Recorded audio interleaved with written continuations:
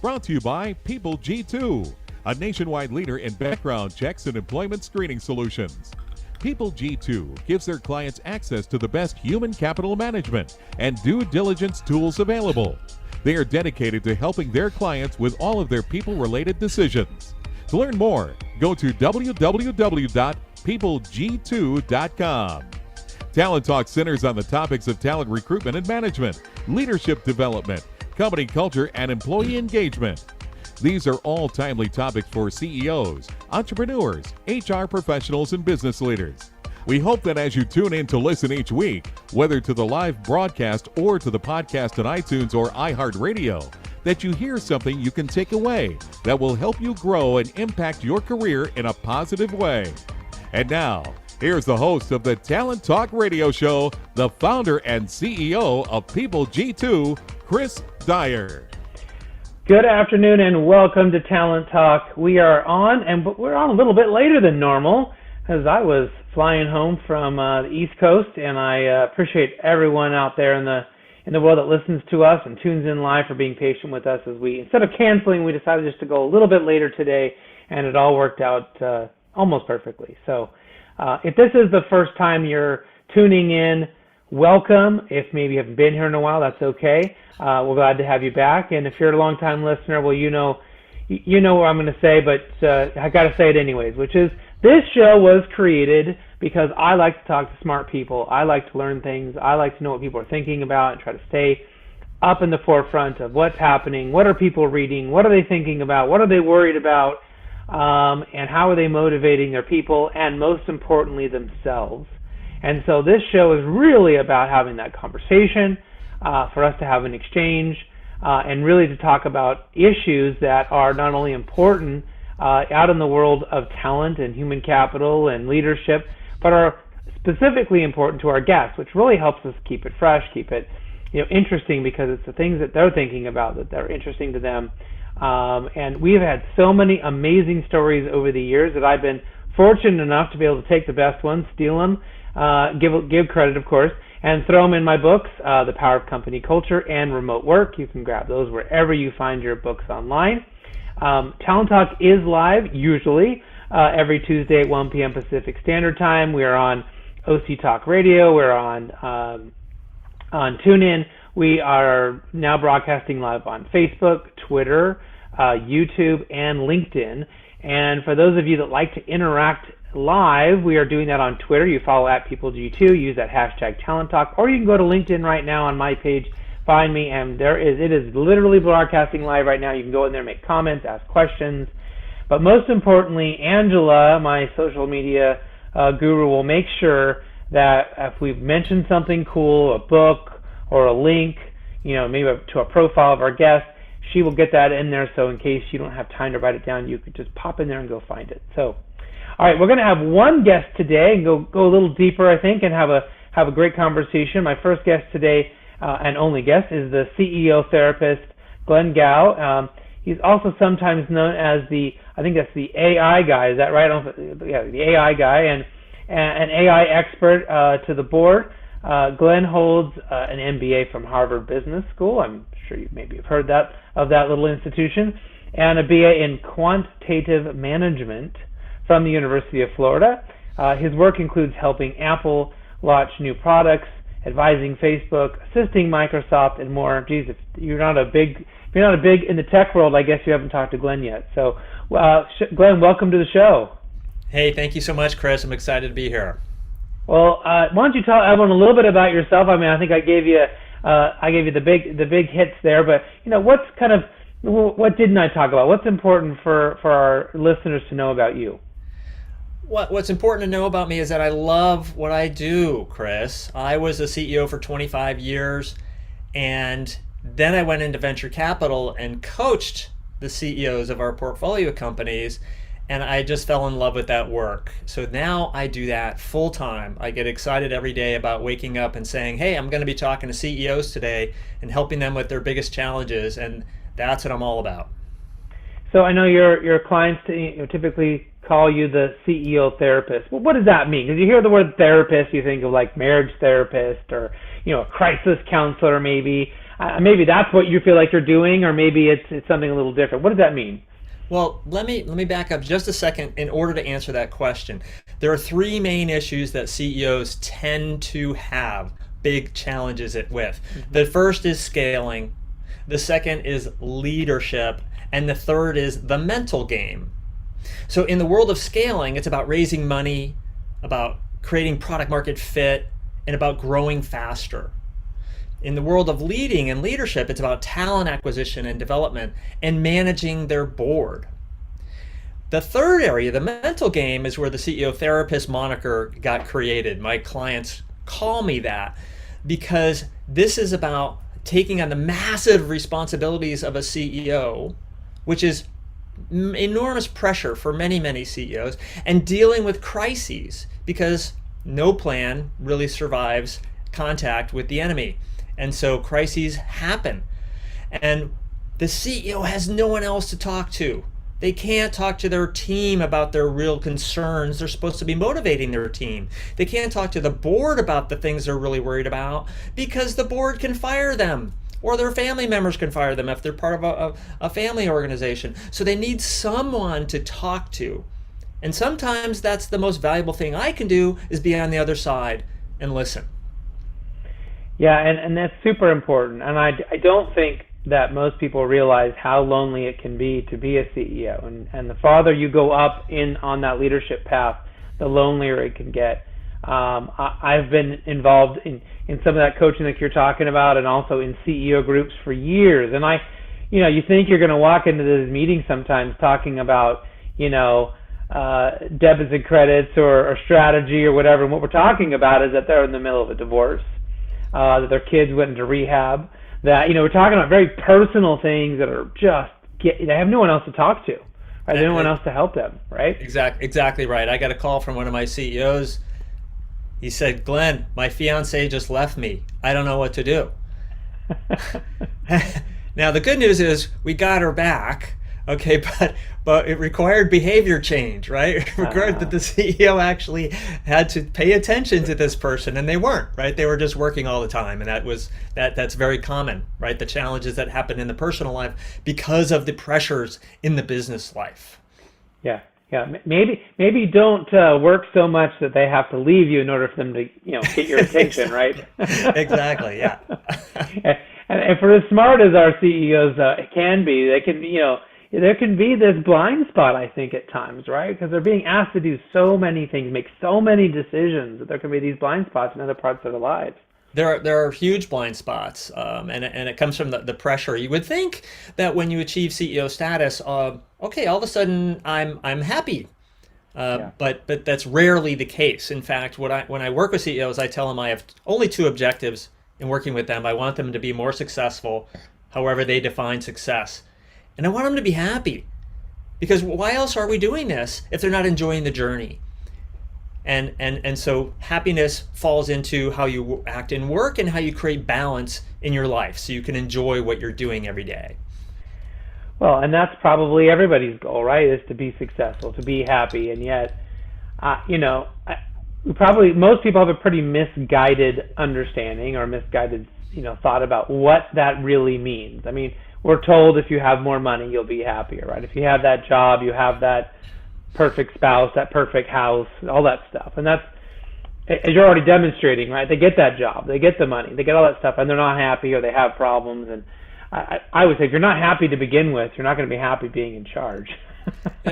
No, you have to work on yourself. And the beauty of my work is that I only take on CEOs that are committed to personal change. Mm-hmm. And it turns out that personal change is going to help them in both areas of their life, the business world and the personal world. And if they're willing to take on that commitment to personal change, we're going to make magic happen. So beyond, you mentioned, the success and happy, but where else do you focus? I mean, is this, getting into more of their professional life to start? Is it more into their personal life? I mean, where does that focus kind of really start when you first kind of get someone going into your process? Well, here's the interesting thing about my particular approach is that my CEOs don't have to prepare for any meeting with me. And by the way, they really like that. No extra work on the table. So we just come in and we start talking about the issues. And what's really interesting is that if you're a great listener, the issues emerge in language. And what we'll discover is that they're challenged with raising money or with managing the finances or with a particularly challenging individual on the team. And what I'm going to do is I'm going to ask a lot of questions to get to the core of that issue. Mm-hmm. And the beauty of working only with the CEO is that ultimately the core of the issue is the CEO. Right. It has to do with how they're thinking about the world, how they're interacting with people, how they're communicating. And that's what I want them to recognize, is that they can improve based on the feedback they're going to get from the world and from me. And they can perform at a higher level if they're self-aware, if they're listening to that feedback. Yeah, and the CEO has so much to do. And in some organizations, they are totally the personality. They are exactly what's happening. In some organizations, they have a big impact on it. Maybe their organization's so big or been around for so long that you can feel their presence. Maybe they're not completely guilty for everything, that maybe all the sins of the company. But something you said at the very beginning, and I want to make sure people hear this, because you said when the CEOs come, they don't have to do any work when they show up for that call, right? They can just show up and do and I think that's one of the most underrated, unappreciated things. If you're trying to get somebody else, especially a high up leader, you're trying to get a CEO or an SV whatever, if you want them to help you to do something for you, right? And I've had people ask them to be on, webinars, ask them to be on different things that would help me too, right? I will tell you, when I ask them, I say, all you have to do is show up. And they're like, they write back and say, I'm in, right? All you have to do is show up. I will get everything else to you. I will prepare for you. You don't have to do, because people are constantly asking them to do things, asking them for their time. Exactly. And they don't have time, right? Exactly right. Exactly right. One of my favorite things is, so I usually meet 1 hour a week with my CEOs, but sometimes that's not enough. Sometimes a big board meeting is coming up, and I'll get a call on a Thursday night. Glenn, can we spend half an hour on a Zoom call to prepare for the meeting because I have these big issues I would need to address? Those are my favorite times, where I can add tremendous value in the moment where the CEO really needs it. So as you're kind of helping these CEOs and you started that process, I imagine that they begin to become, hopefully, a little bit more self-aware. Maybe at first some of the things they've heard before that they've ignored. Yeah. And then maybe a few new things they hadn't realized or thought about because of your experience and because of your, pedigree to this point. How does that begin to benefit them, and does that also then begin to benefit the people they're managing, the people, the family, and the other people in their lives? Well, the beauty of most of the CEOs I work with is that they are on a quest to grow. Okay, if you're on a quest to grow, what that means is that you personally need to grow. If you're going to grow the organization, you're going to grow the company. And what happens is that a CEO is off. Well, I'll just mention a little statistic. When I was in venture capital, we fired 60% of the CEOs who were in our portfolio. This wasn't because they weren't great when we first initially invested in them. It's because they couldn't scale. And scale means that you have certain talents today that work really well for the company as it looks today. But in order for you to get the company to the next level, you need different skills. You need different talents. And guess what? Most CEOs don't want to be swapped out for someone else. So the option is to learn, to grow, to grab onto new tools. And part of my job, this is the way I describe it to my CEOs, is I'm going to nudge you out of your comfort zone. Your comfort zone is what you know today, what you're comfortable with, and yet that's not going to be enough. Growth means being uncomfortable, trying new things, experimenting, going out on a limb, developing new skills, using new tools. And that's what I'm really encouraging my CEOs to do. In order for them to grow the company, they need to grow themselves personally. And then that has a ripple effect on the rest of the organization as well. And the CEO realizes they need to do the same thing with their executive leadership team. Right. I mean, people have heard that term, the people that got you here aren't necessarily the people who are going to get you there. and yet you see so many times that they think, but except for me, I'm fine. Right. Always exceptions to the rule, Chris. And you're dumping 60% of these CEOs who are probably fantastic leaders, fantastic people. They had businesses that were worthy of being bought or invested into, and yet you're right. Things have to change. That's right. It's either going to be the name on their door or it's going to be them, right? That's right. So, is this all about them being introspective, or is there some part of this that is, in getting them out of their comfort zone? Is this, exposing them to particular books or particular thought processes? I mean, it can't all, in my mind, I'm guessing, can't all be about, what are my weaknesses and what are my problems. It's also about maybe leveling up in areas and skills where they could get better, right? That's right. It's identifying the things that aren't working and understanding that ultimately, because I'm dealing only with the CEO, ultimately it's them that own the responsibility. They own it. So I'll give you an example, a kind of a funny little story. One of my CEOs was hiring senior executives, and those senior executives were accepting the offer, and 2 weeks later, they didn't show up. This happened in multiple cases. And I said, well, what's happening between the time they accept the offer and the day they're supposed to show up? And the CEO says, well, the recruiter's handling that. And I said, when they sign the offer letter, you need to get on an airplane and you need to fly out and take them and their spouse out to dinner. You need to build a relationship with them the moment they've decided they want to join you. And my CEO said, well, Glenn, I don't really like people all that much. So not only do I not want to do that, but I wouldn't know what to say during a dinner. I said, look, this is not hard. I'm going to give you a list of open-ended questions. All you have to do is ask these questions and listen. And you will bond with this person. And to this CEO's credit, they're doing that. They're doing that now. Right. They're going out, they realize that was something they didn't enjoy, so they avoided it. And yet it was critical to building a relationship with a senior executive that was going to be on their team. And now that's working. So that's just a simple, funny story about how I can nudge them out of their comfort zone, give them a few simple skills, and he's still not going to be great at that, but much better than he was before. I mean, I think if I was laughing, I'm sure some people were laughing, that there'd be a CEO who says, I don't know if I really like people, and we think of CEOs as being kind of our person. They need to be our leader,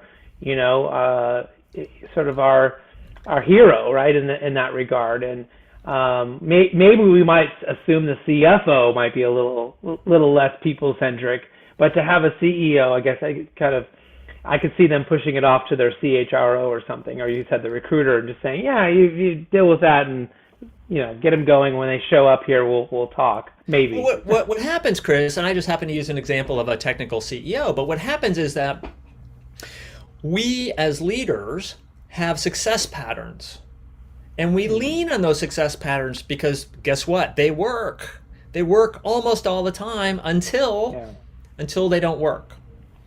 And then when they're not working, this is where it's very difficult for a CEO to say, I'm not sure why this isn't working, because I'm using my success patterns, but because the company's scaling, because the world around them is changing, they need new success patterns. And this is where a coach comes in to point out that those things aren't working for you in the moment because you need new ones. And a coach, because they're not in the day-to-day, they can see where you need to go. It's kind of like Wayne Gretzky, right? Successful because he skated where the puck was going, not where it was. It's the same thing for a CEO. A CEO needs to figure out where the company is going and build their skill set to enable them to be successful there. And a coach can help you point in the right direction. Well, so I love the idea of what you said, because I think when we have really good outcomes and good behaviors, those happen a lot of times for the same reasons we have bad outcomes and bad behaviors, which is there's bad systems, right? There's good systems and there's bad systems. And if a CEO can be in a good system, if they're using those success patterns to create a good system, and they should be okay. I mean, we all need coaches, we all need help, we all need someone to tell us if we're on the right, or help us figure out if we're on the right track or not. Yeah. But we create the right system, and if that success pattern is creating a bad system in some part of the organization, it's going to really become a problem. And so then what sort of happens when CEOs aren't changing? Is it people are leaving out the door? Is it that we aren't innovating? I mean, what are some of the biggest things we should be worried about? Well, if a CEO isn't changing, it's a very personal thing to me, and it means I'm not doing my job. And so if we have an ongoing dialogue, a CEO and I, and they're not willing to step out of their comfort zone, they're not willing to take on these new challenges, they're not willing to take my coaching, I'll fire myself. I'll say, look, we're wasting our time here. I know what you need to do. I'm giving you the advice. I've seen the movie before. And if you're just not ready for that for whatever reason, then let's part ways. Because the job is about change. The job is about continual improvement. And unless they embrace that, and I can't always get them to embrace that. I mean, I would say in vast majority of the cases they do. But that's what happens when change isn't happening, because they're going to remain frustrated. They're going to remain in the cycle of trying to solve the problem the same way they always have, which is the definition of insanity. Yeah. And they're not going to succeed, and that's going to ruin my set of objectives for them, helping them be successful and happy. They're not going to get there. Do you get some CEOs that when you go and do that, basically it's time for a breakup, that's finally the moment where they're willing to give in, that if you're willing to walk away from working with them, from the money that you're making, right, you're willing to say, I have a line here and we can't go any further. Right. Well, it is a wake up call. It's a wake up call when a coach says this isn't working. Because one of the things I'll tell you why. One of the things I will say to my CEOs is that, look, if things are going well in the company and in your life, you need to take some credit for that. And oh, by the way, CEOs are terrible at taking credit and celebrating. They're terrible at it. I have to tell CEOs, just take your spouse out to dinner. You haven't celebrated the fact you had the best quarter you've ever had. You're focused on what's going to happen next quarter. Go celebrate. But the flip side, Chris, is that if things are not working, it's the CEO's fault. There is no one else who can take responsibility. And once the CEO begins to understand that they own responsibility for everything that's happening in their world, they recognize they must change in order for things to go better. And it's a hard realization. I had to go through that as a CEO. I hated my coach telling me it was my fault. I would say, what do you mean it's my fault? They're not doing what they're supposed to be doing and blah, blah, blah. And well, ultimately, I either didn't have the right culture in place, I wasn't hiring the right people, I wasn't managing them effectively, I wasn't sharing my vision with them the way I should, I was letting things happen in the organization that shouldn't be happening. All of it pointed back to me. And that turned out to be one of my most powerful learnings, was that everything I did as a CEO had this massive impact. And so I have to think very carefully about what I'm doing and why I'm doing it. And I have to continually improve. I had a coach, Chris, for 17 years. Wow. Why? Because I got a little bit better every month. And it became like compound interest. Right. I started to look around and like, wow, I'm getting a lot better. And yet I have so much to learn. One of the things I like to say to my CEOs is, look, I've made all the mistakes there are to make. Why don't you depend on me to prevent you from making those mistakes? Because mistakes in business are very, very expensive. And you don't want to go through the things I've had to go through. So lean on me and let me help you prevent those mistakes. So this is something that we've talked about on the show before, but I want to highlight it again, that this idea of getting a little bit better all the time. And so many people that I talk to that say, I couldn't ever be that. I could never learn to do that. I couldn't, they seem to have already decided that they're going to go as far as they're going to go. And when I kind of dig into that thinking, it's because they think they have to go from A to Z in one step, right? Or in maybe 2 leaps or something. And yet, when you look at successful people, they are doing it one step at a time, right? Getting 1% better a week, or 1% better a month, or whatever it may be, right? I mean, the best violin players didn't get there by magically going from I'm a child playing to I'm an adult on the New York Symphony, right? They practice, and got a little bit better all the time. That's right. So if you're lazy and don't want to put in the effort, that's a separate issue. Right. But if you're blocked because you think you have to jump so far in such a short amount of time, that is not true, right? It is about the incremental growth. That's right. And we're constantly building on a foundation. And a CEO eventually discovers that there's a weakness in some part of the foundation. And so, great, let's go build up on that foundation. And then you have the foundation in place, and now you're going to start building the walls. And you're going to discover that you're better in some rooms than other rooms. But you have to, eventually, if you're going to build a structure, you're continually, that building is the learning. The building is the skill sets that you pick up to enable the company to perform at a higher level. So a simple example is if you're in a startup, you might be focused on the product, or you might be focused on selling the product. But quickly you're going to evolve as you become a larger company to focusing on building a team. And those are 2 completely different skill sets. Right. And yet, so this is where somebody can help, a guide, a CEO coach, usually guides people to understand that, hey, guess what? You're really, really strong over here, and now we're going to build walls. To go back to my analogy, you need different skills to do that. And if you want to be successful, you have to figure out how to do that, and I'm here to support you. But you're going to have to go do the hard work as a CEO to build those skills and then build the organization as a result. And I really imagine that, having someone like yourself helping people, and this is the same for maybe a traditional therapist or any other type of coach, is that we should be asking the people we're working with to identify the biggest issues that are getting in their way, and then having them do the work on those biggest issues first. Because inevitably they know there's these 5 things, and the 5th one is just this tiny thing. I'm like, well, let's just do all of our work over there on that little easy one that I can avoid all the other big ones, right? Right. We need someone to tell us, no, your biggest issue is this, and you've got to work on that, or none of this other stuff matters.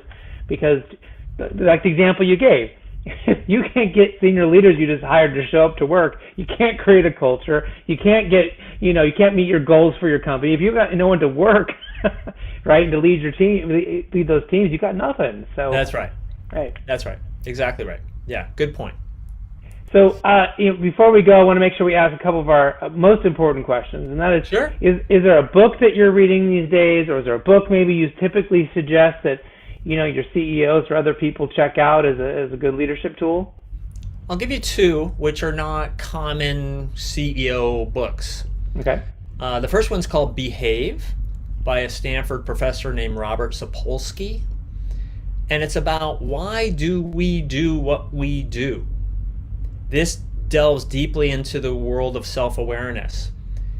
And when you begin to understand that there are all these elements outside of you and inside your neural pathways that cause you to do things in a certain way, you start to recognize you don't have to do them the way you've learned. You have options to change and improve. So I find it a very powerful way of thinking, this book called Behave. The other one, a little closer to what I would call a CEO book, is The Art of Impossible. And it's how do we accomplish things that don't seem possible on the surface. And lots of tools in that book. One of my CEOs just told me he's putting it under his pillow every night and hoping that it'll just seep through into his brain. I'm encouraging him to read it, but we're not there yet. Right. Well, you can always turn on the audio and then try to go to sleep. I guess that would be one way to, get it in there. But yeah, well, those are two that we have not heard on this show. We've heard a lot of books from a lot of guests, and we've had a lot of repeats of some great ones that are worth reading. But those are two we have not heard. So I'm excited to add those to my list for my book clubs and things I suggest to for people, because I'm always looking for a great book that can inspire somebody. Because I think if you're not reading or listening, to books, then you're missing out on a whole world of knowledge and a whole place of someone who took the time to put together some articulate thoughts. Totally agree. Very good to help you. Yeah. Couldn't agree more. Yeah. Yeah. And listen to podcasts too, right? And podcasts are great too, absolutely. And those are for the smaller tidbits and the quick fire. It was like a blog or something, which I think is great too. But sometimes you just need to really get into something and question everything or get inspired, or I've read a book and then had only one thing that I really resonate with, but that one thing I have kept with me forever after that time, right? That's right, Chris. I say you only need to get one nugget out of a book. Right. So spend the time to get that nugget, because that alone can be worth it. It was about 8 years where every book told me the same 5 stories about Steve Jobs, and I, just had to go get through it. Okay, yeah, I know that example. But then they would get to their point. Okay, that's a great point. I can learn from that. So That's great. The most important question: how can people get a hold of you? How can they find out more about you? Where should they go to learn more about you and all your great work? It's really simple. It's at my website, which is my name. So it's glenngow.com, and that's Glenn with 2 N's, and GLENNGOW.com. So don't forget all the books, all the links, all the cool stuff that Glenn said we have on either LinkedIn. You can go and find the post where the video is, and we'll have some comments there. There's even more on Twitter. So if you go to @PeopleG2, you can find those links easily in case you weren't able to write them down or forget them later on or something. They'll be there for you. And Glenn, thank you so much for all your fabulous insights and teaching us something today, for being flexible with me with our bizarre schedule today. I really appreciate it, and I would love to have you come back at some point and keep teaching us all the important lessons that you're focusing on. Absolutely, Chris. I enjoyed it very much. Thank you for having me as a guest. All right. Thanks to everyone for tuning in to today's show. Hopefully you've gained something you can use in your own career in a positive way. Until next time, do what you love and show the world how talented you can be today.